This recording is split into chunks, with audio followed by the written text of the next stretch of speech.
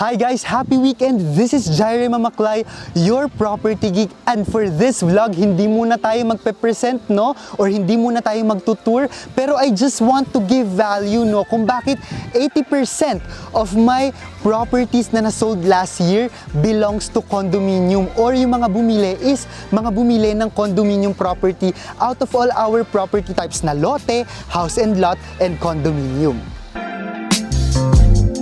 And I think, no, kasi ang nagiging intention ng mga clients ko kung bakit muna sila bibili ng property dito sa Pilipinas, and most of our clients, no, are from the US, Canada, Australia, or any OFWs or Filipinos living abroad, no, is para magkaroon sila ng rental business kapag magre-retire sila dito sa Pilipinas. And of course, no, if napanood nyo yung short form video ko na nirelease ko din sa YouTube, sa TikTok account and Facebook page natin, talaga namang hindi talaga masusustain lang ng isang one condominium rental property yung active income mo kung talagang gusto mong mapalitan yung sinusweldo mo ngayon, no? Hindi dahil gusto namin kayong pabilhin, no, ng maraming condo unit at a time, pero magsimula lang pa isa-isa at hindi mo mamalayan, no, yung target mo pala na 2 to 5 units, masusustain na pala yung active income mo ngayon ng magiging passive income mo, which is itong rental income na kahit nag-retire ka, yung kinikita mo dati, kinikita mo pa rin ngayon, no? Kapag nandun ka na sa retirement home mo, bumili ka ng lote dito sa Santa Rosa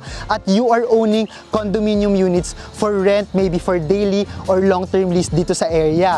And laging yun ang tanong ng mga clients ko, Jaire, if you would recommend, no, of course, alisin na natin yung lote sa picture kasi yung lote, usually, kapag bumili ka ng lote, bagay talaga to sa mga investor na merong kakayahan mag-park ng money kahit na hindi ka kumita kasi nga, nakatenga pa lang yan, not unless tatayuan mo na structure at bahay tapos paparentahan mo, dun ka kikita. Pero kaya mo lang mag-park ng pera, ayaw mo ilagay sa bangko, no?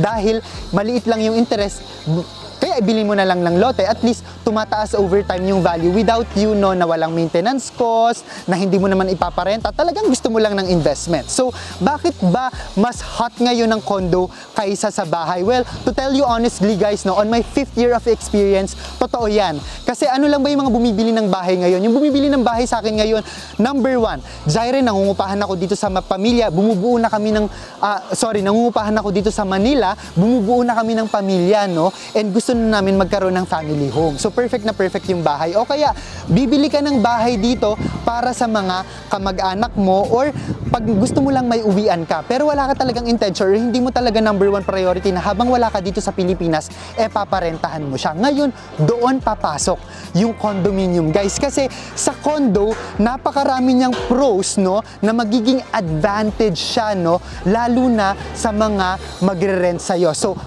puntahan natin yan. Ano ba yung mga pros at advantages ng mga condos kung bakit nagiging hot siya, no, when it comes to rental business?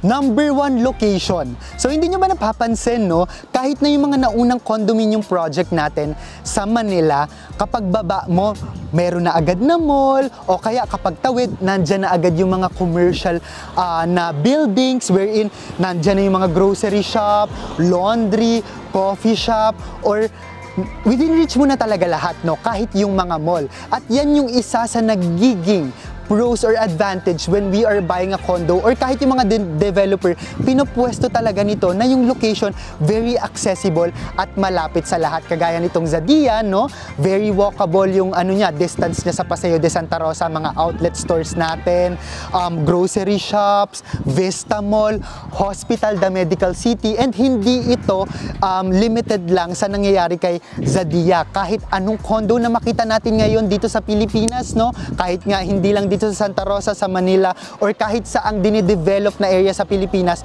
yun talaga yung isa sa pro, no, ng condominium. At isa ito sa hinahanap nung mga magre-rent. Ang mga nagiging potential rental market natin, specifically I am saying it, no, sa mga ino-offer kong properties dito sa Santa Rosa na condo, kasi alam ko yung potential rental market dahil familiar na tayo sa kung ano yung nakapaligid sa kanya. Number 1, very evident na to dito kay Zadia, yung mga expats na magvi-visit for 3 to 6 months sa Laguna Technopark. So Laguna Technopark guys, nandyan yung mga light industrial manufacturing companies such as Toshiba, mga electronics company, automotive like Honda, no, and other mga food manufacturing companies. Mga light lang, ibig sabihin hindi nag-e-emit, no, ng mga toxic sa environment.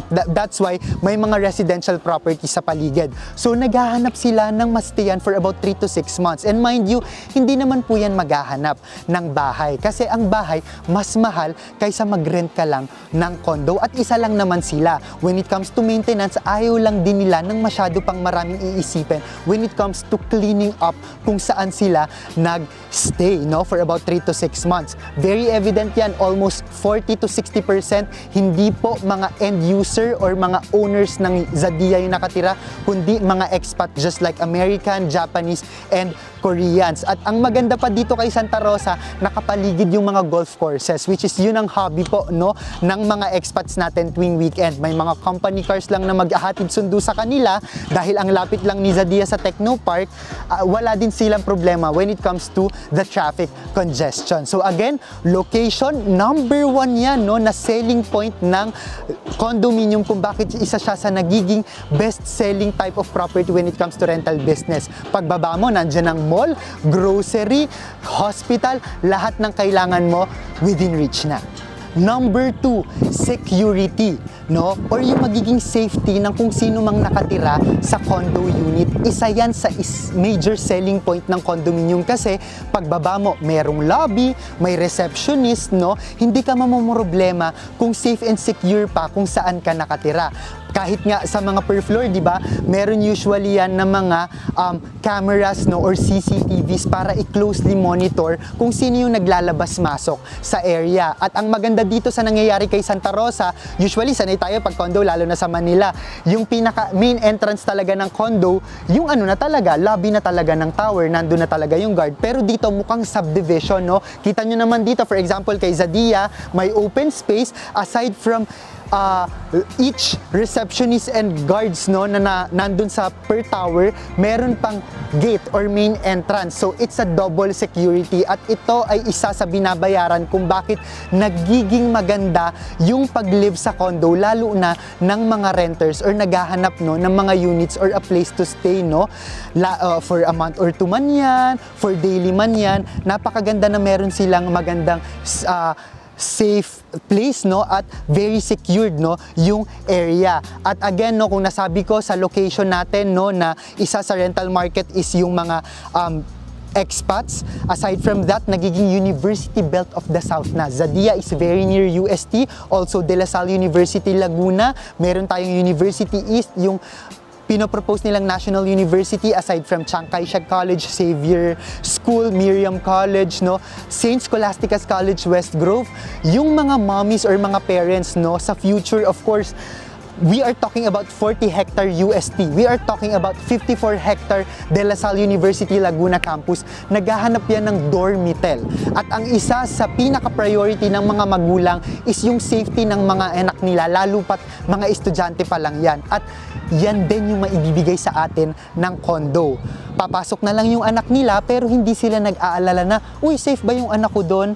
Uy, hindi pa papasukin ng magnanakaw yung anak ko doon. Uy, very filtered kaya yung mga labas-pasok doon at ma-ensure kaya na talagang yung mga nandun is yung mga nakatira lang. Nandun kasi ibinibigay yun ng condo dahil nandyan ang guards, nandyan ang receptionist, no? Hindi basta-basta makakapasok yung mga outsider when you are living or renting in a condo. Number 3, amenities.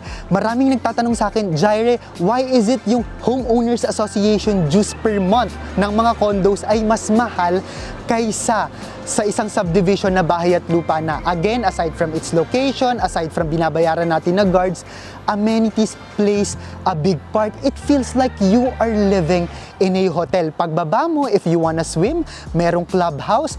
Kagaya ni Zadia, ang ganda ng pool. If you want to exercise, may basketball court dito. Meron din ditong outdoor na tennis court. May mga gazebo. If you want to walk your pets, no, merong mga ganitong open spaces na magiging jogging path sa future, no. Hindi mo na po problemahin yon, no. Again, amenities plays a big part, lalo na sa mga renters natin na gusto nilang mag-unwind. Usong-uso yung work from home ngayon, pero ayaw na talaga nilang lumayo, no, kung saan sila nakatira. Well, bababa lang sila, eto, makakapaglakad na agad sila, makakapag-swim na agad sila. They can take their short break without them, no, nalalabas pa, magka-car pa, or magko-commute pa papunta sa mall. Kasi kahit bumaba lang sila sa isang condominium project, no, makakapag-unwind na sila. Number 4, in terms of market value appreciation, I can observe, no, na mas mabilis yung market value appreciation ng mga condominium properties kaysa sa mga bahay po ngayon, no.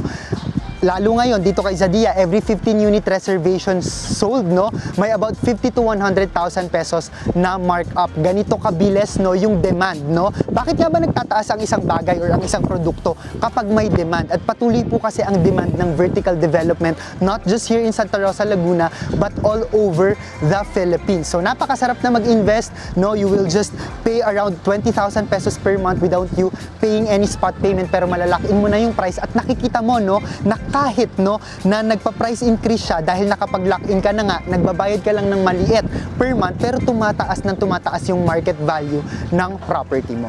Bakit rin ba, no, nagiging hot yung condominium property as one of the rental properties right now kaysa sa bahay, no? Again, nakikita ko rin kasi yung nagiging trend ngayon, no, ng mga professionals. Kasi aside from they working from home, no, usually, alam naman natin, no, yung mga young professionals natin are millennials and Gen Z. Talagang sanay na sila sa fast-paced living. Kahit ako, guys, no, yung trabaho ko ngayon, lagi ako lumalabas, lagi ako nag-a-assist ng client. Wala na po talaga akong time, no, na maglinis ng nire-rent kong place ngayon. So, bakit ako magre-rent ng place na napakalaki kung ako lang naman yung titira at hindi naman ako magstay doon, no, sa isang buong araw dahil meron akong ganitong type of work. So yun na rin po ang nagiging trend at hinahanap ng market sa atin ngayon. Aside from that, na long-term lease, usong-uso yung Airbnb or daily rental. Para kang nagmamanage ng hotel. Mas mataas nga lang yung magiging maintenance mo, energy and effort mo, pero of course, mataas din yung kita mo kasi nga daily yung magiging rental rate natin. So ito rin kasi yung nagiging uso ngayon at nagiging opportunity when it comes to condominium rental business. So I hope, no, nagkaroon tayo ng clarity kasi marami nagtatanong sa akin, dami naman tinatayo na condo. Well, we are at the age, no, of vertical development, lalo na here in our country, here in the Philippines. And napakaganda na nauuna-una tayo, no? Hindi lang kasi yung pinaka-condo yung binibili natin, hindi lang yung sinasabi ng iba na maliit na space, bakit ko bibilihan yan? It's not just that. We are buying the location, we are buying kung ano yung magiging market value appreciation natin over time. Kaya I myself, no, I already have, no, I think a total of 3 condominium investment right now. Of course, no, hindi naman habang panahon na meron akong ganitong energy na nakakapagsalita sa harap nyo. Dadating time, no, na of course, no, physically, hindi na masyadong magtatrabaho. Of course, mas marami ng time sana for myself and for my family. At nire-ready ko na yung sarili ko. Na by that time, kahit hindi po ako mag-work, no, physically, may passive income ako through rental business. So kung gusto nyo makahabol, lalo na dito sa Zadia, meron pa tayong less than 10 units left bago magkaroon ng markup na 500,000 to 1 million sa ilo-launch nilang Tower 4, no, sa April. Pwede pa tayo humabol without you paying any spot payments sa unahan. So if you wanna inquire, please message me on my iMessage local mobile Philippine number and my Viber and WhatsApp account, that's +63927-185-1590, on my Facebook page, The Property Geek, and on my personal Facebook account, that's Jaire Valerio Mamaklay. I am still contributing twice a month on the Property Living Manila Bulletin section, giving value through real estate, and I am in Hong Kong from April 9 to 15. So if you are living or working there, Filipino clients natin na gusto mag-invest pero gusto magkaroon ng face-to-face consultation at matulungan ko kayong makapag-invest ng property, we can talk about it over a cup of coffee. Just message me para ma-schedule kayo. Again, that's from April 9 to 15. Again, maraming salamat sa pagtutok, guys, and I hope no maging neighbor ko kayo sa future dito sa Santa Rosa, lalo na sa magiging future rental business nyo through condo investment. I am Jair V. Mamaklay, your property geek, inviting you to come home to the Philippines, come home to Santa Rosa.